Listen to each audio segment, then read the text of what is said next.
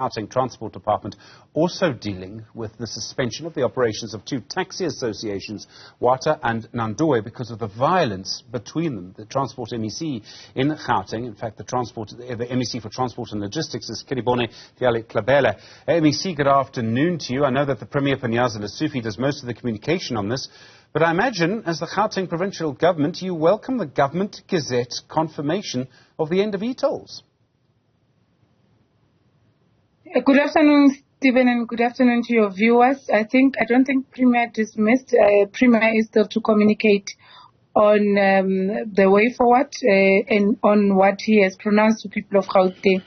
And you'll remember that it's people of Gauteng that we stood together with as a provincial government on the scrapping of e-tolls. And I think you should wait for the right time for the Premier, and he will be communicating to people of Gauteng as soon as possible. I realize he's your boss, MEC, but you're the MEC for Transport. Surely you can tell us that you welcome the end of e-tolls.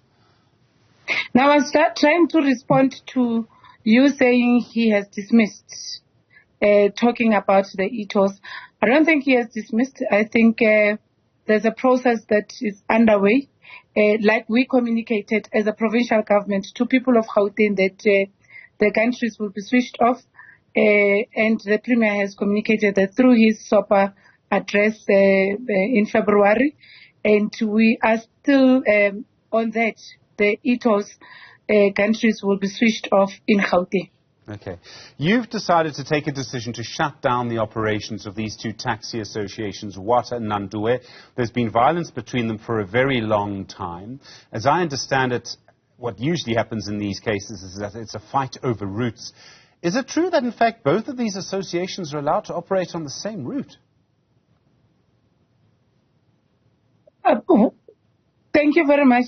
One of the challenges that the Department of Transport in Gauteng is faced with is the conflict between the taxi associations, especially local taxi association. And one of the reasons and major reasons in that is that it's conflict on routes. And one of the things that is a challenge is duplications on permits, which as a department now, because we've been studying the pattern throughout the province, and our findings preliminary now is that there's duplication of permits in some instances where people will be granted a permit to operate on the same route. And this is one thing that is the MEC responsible.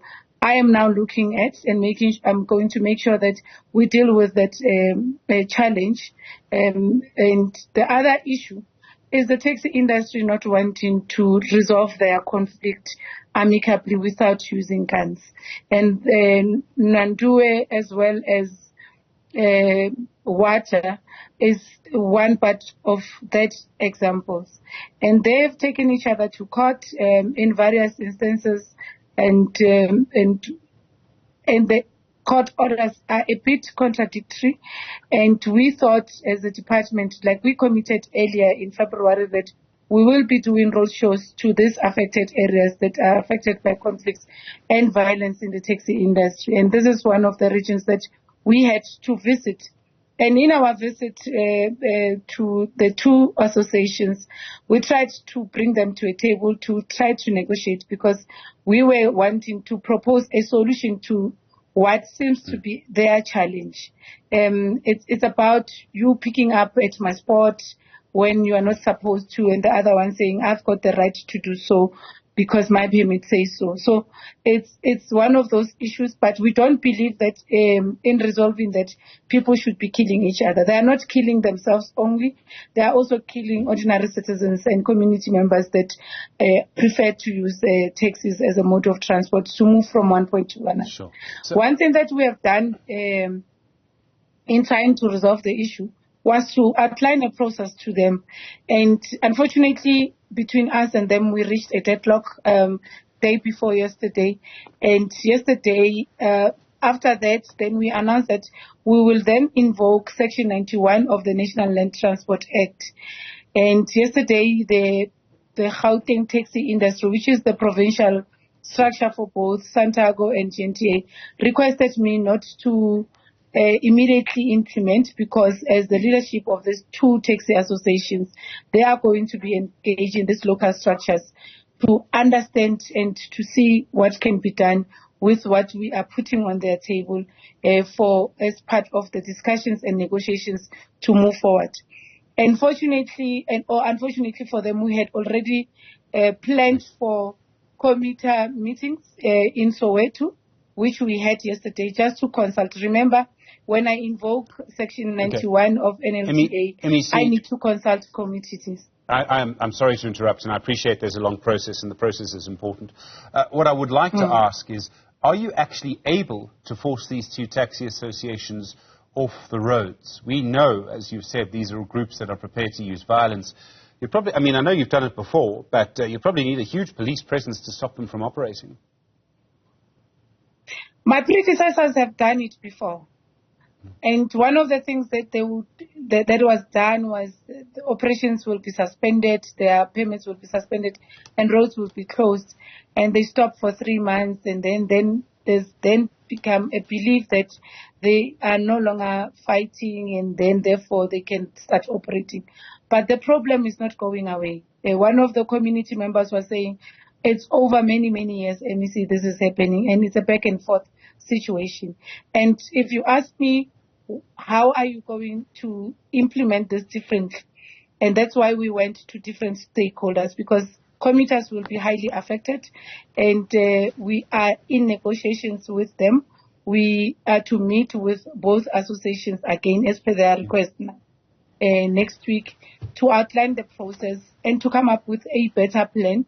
And we will be going back to Soweto in 2 weeks' time to communicate back to communities and the commuters on the plan and how we're going to be rolling it out. Okay. In case there is no agreement and settlement. Sure. And I think everybody wants peace in the taxi industry, and I know it's difficult. I must ask, MEC, you are the Gauteng Transport MEC. Driving around the province at the moment, many of the roads, some of the major roads, are run by the province. They're not run by the council or national government. They're run by the province. Many of them have traffic lights in some cases that haven't worked for a very long time. I know load shedding is still a problem in some places. There are potholes all over the place. Are you happy with the quality of the roads and the traffic lights that Gauteng operates? I think we're amongst the provinces that have the best road infrastructure.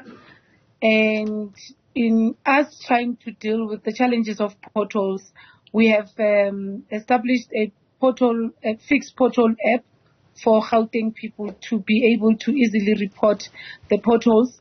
We are working closely with the municipalities now to make sure that we also assist where we can on their road infrastructure. We have what we call RIFSA 1 and RIFSA 2. It's road maintenance contracts where we do road maintenance in all our regions and in all our provincial roads, as well as in some of the municipal roads that we can assist on.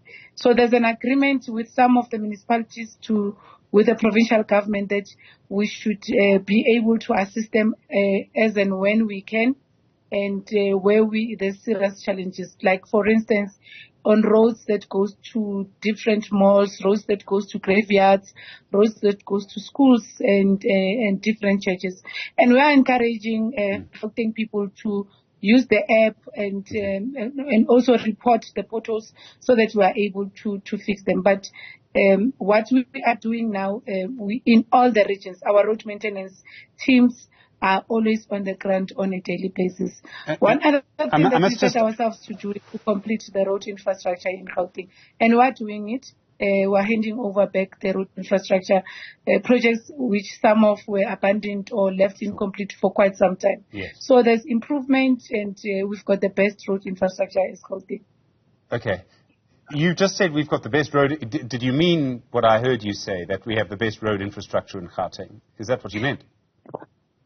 The road infrastructure that we are responsible for, it's what I call the best. Yes, of course, there might be challenges in few instances, and we are attending to all of them. All our TAT roads, like I said to you and to the viewers at home, we've got road maintenance units in all the regions. We just strengthen them and capacitate them accordingly to ensure that on a daily basis we are able to do road maintenance. I'm sorry, MEC. I need expand into municipalities. I understand that you are doing things, but I need to push back a little bit on this. As someone who lives in Gauteng, are you happy with the quality of the roads that Gautengers have to drive on? Our Gauteng road infrastructure is of quality. I think we are rated amongst the best in the world. If you can check, we are doing our best to ensure that we keep to the standard. Do you yourself drive on the roads in Gauteng, ma'am? Obviously, I do not have a helicopter, so I'm always on the road. I walk and drive on the roads of Gauteng. And you're confident that Gauteng has roads among the best in the world? Really?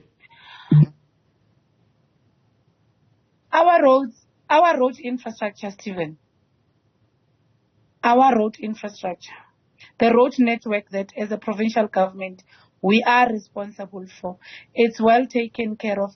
Yes, of course, there might be challenges in some of the roads, and we are doing something about it. You heard Premier in his State of the Province address where he was saying we are even expanding to assist on municipal roadworks. We are doing that great job in Emfuleni now. I don't know when was the last time you went to Emfuleni, and please, I suggest that you go there and see the good work that we are doing as a department in assisting that municipality. We will be moving to the West Rand, we will be moving to Ekurhuleni and other municipalities to go and assist on municipal road infrastructure to make sure that the whole province has quality roads and well-maintained roads. So I don't know which roads are you referring to, but I'm just challenging you to this few. And where we are building road infrastructure, we're doing our best. At K73 is a case in point, which I believe and I think you might be traveling on it and have seen the project when it started and when we finished it. So we pride ourselves that we've improved, we've recapacitated ourselves as a department. We are able to now be able to finish projects on time as per our plans and within cost. We're working day and night. Yes, of course, it's not an easy job because road infrastructure development is characterized with a lot of challenges. And amongst the challenges is issues of community unrest, SMMEs, fights, and labor unrest, and many other things that infrastructure development is faced with, which I think you are also aware of. But we're trying our best, and please join us as we hand over this road infrastructure back to people of Gauteng. MEC, thank you. We'll let the people of Emfuleni and various parts of the province let us know themselves how